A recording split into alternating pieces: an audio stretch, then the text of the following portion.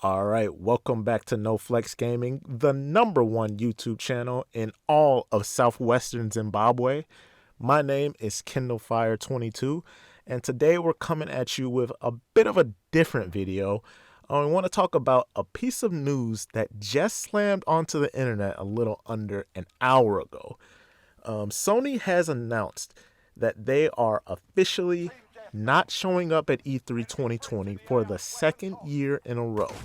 That was arriving via an article posted by GameIndustry.biz. Not exactly a source that I'm super familiar with, but apparently, they get all the big scoops. They get the breaking news.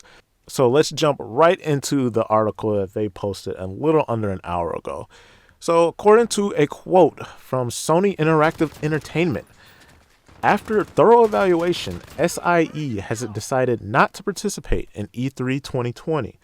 We have great respect for the ESA as an organization, but we do not feel the vision of E3 2020 is the right venue for what we are focused on this year. Wow, that makes zero sense to me. Just seems kind of weird because, as we all know, 2020 is supposed to be a pretty big year for PlayStation. This is the year of the PlayStation 5. And you would think with a big console launch coming this year, they would want to get their stuff in front of as many eyes as possible. But Sony said, nope, we are not showing up at E3 again. The article continues. We will build upon our global event strategy in 2020 by participating in hundreds of consumer events across the globe. Our focus is making sure fans feel part of the PlayStation family and have access to play their favorite content. We have a fantastic lineup of titles coming to PlayStation 4 and an upcoming launch of PlayStation 5. We are truly looking forward to a year of celebration with our fans. And man, even though that is huge news, that's a big deal again. Of course, that does not come to a surprise to anyone that is paying attention. Of course, this is the second year in a row, as I said, that Sony is not participating in E3. And as far as my thoughts on that, it's a little disappointing. It feels like every year E3 is becoming more and more devalued. It used to be 10 years ago, E3 was just this amazing conference where everything happens, everything in gaming. You get to take a look at all the new games, all the new consoles, everything. But, the past couple years, E3 has just gotten worse and worse and worse. It seems like all the biggest games are already leaked days before the event happens. People aren't showing up. Sony's not showing up. Nintendo's not showing up. It's just, what's the point? So I guess, yeah, it is a bit disappointing to hear, again, another strike against E3, another thing making it less entertaining for the gaming industry. It sucks. But as far as my thoughts on the entire situation, I guess as a whole, it does make sense. The world is a lot different than 20, 30 years or however long ago E3 was first invented. We don't really need it anymore. And I agree with Sony's reasoning that, you don't have to get everyone together in the same room anymore. You don't have to have a big event. You can make anything come out during the year at any time you want. We look at how Sony promoted Death Stranding.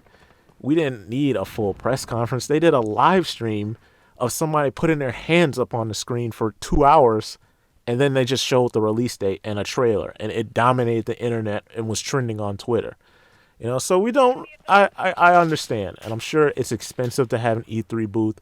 It's expensive to get people there. It's expensive to have all your game demos ready.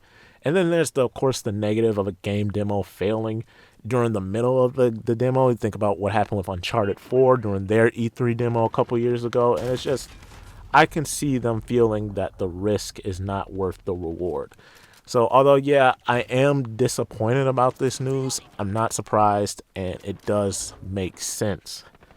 But of course, on the other side of the aisle, you have to think about what Microsoft is going to do, because the ball is totally in their court now. They are going to have E3 pretty much to themselves.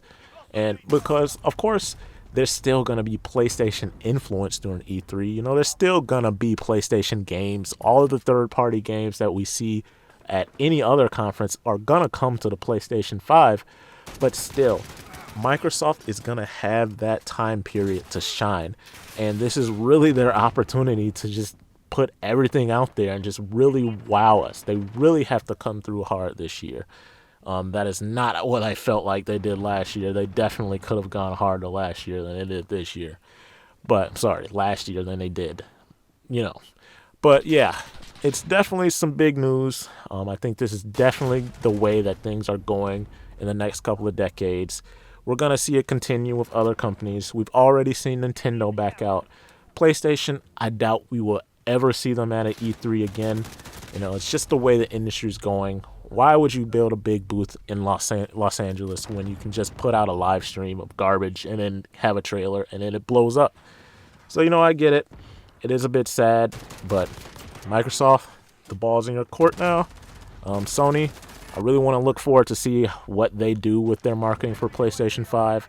You know, this is the first real console launch, I guess, other than the Switch, where the producer isn't showing up at E3. You know, even Google Stadia showed up at E3.